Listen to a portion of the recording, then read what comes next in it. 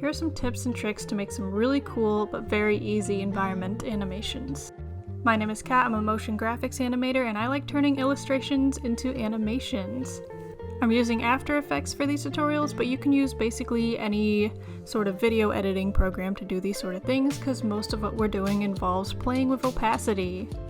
I'm going to be going over light effects like sunrise, thunderstorms, and simple leaf shadows. Starting off with the easiest technique, I'm going over a basic sunrise. So essentially what I have here are 3 different drawings. There's the foreground where the trees are, and then there's 2 different versions of the sky, one for night and one for day. I'm using 2 very simple techniques here. The first one's just playing with opacity, and then the second one is playing with brightness and contrast. It's usually better to have 2 different images instead of just playing with brightness or contrast. That way you can get something more vivid and realistic.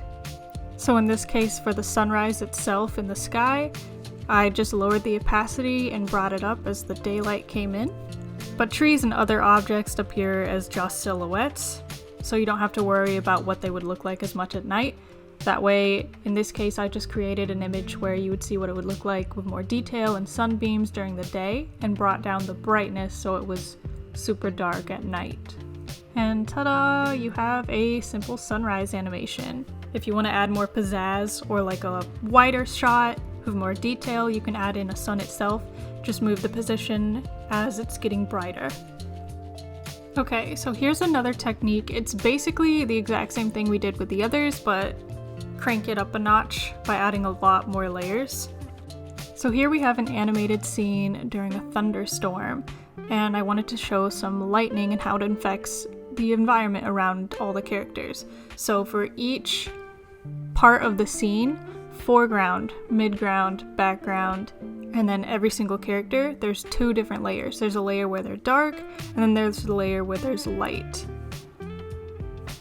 I labeled them all with like a D for dark and then L for light, and I put the D on top and lowered the opacity frequently every time there was like a thunderstorm, and I would make sure the keyframes would match for each layer.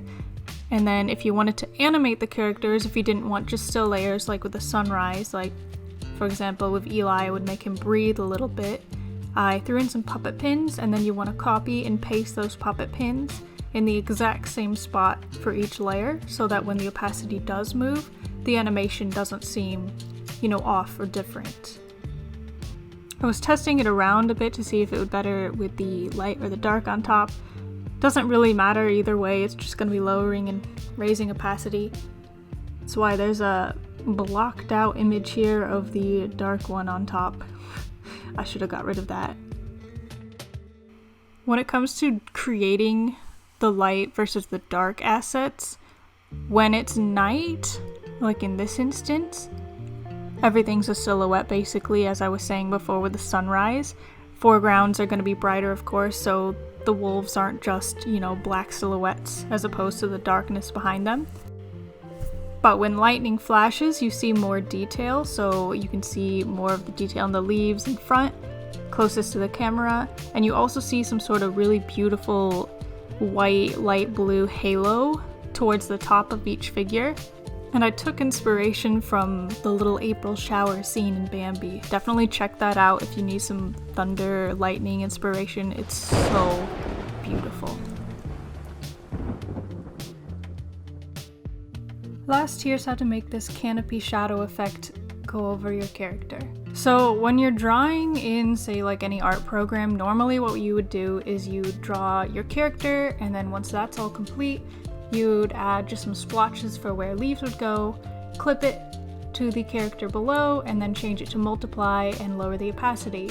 In After Effects, it's basically the exact same process, but in this case, unlike the other animations, you will actually need After Effects or some program very similar. The main difference is instead of a still image, your character is going to be moving, and you don't want the leaves to be moving with it, you want the leaves to stay stagnant where the shadows are.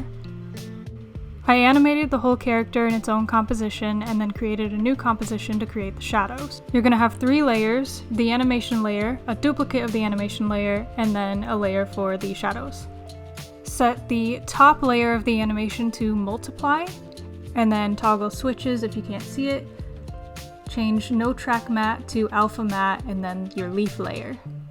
Now when the character moves, the leaves will stay where they're supposed to stay instead of following the character. In the future, I'd probably draw like more realistic versions of leaves, because these just look like weird shadows coming from the left as opposed to the top.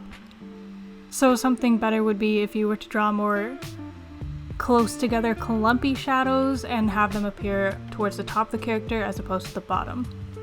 And that's pretty much it. Basically super simple techniques, mostly involving changing opacity and having different layers with different lighting effects on them.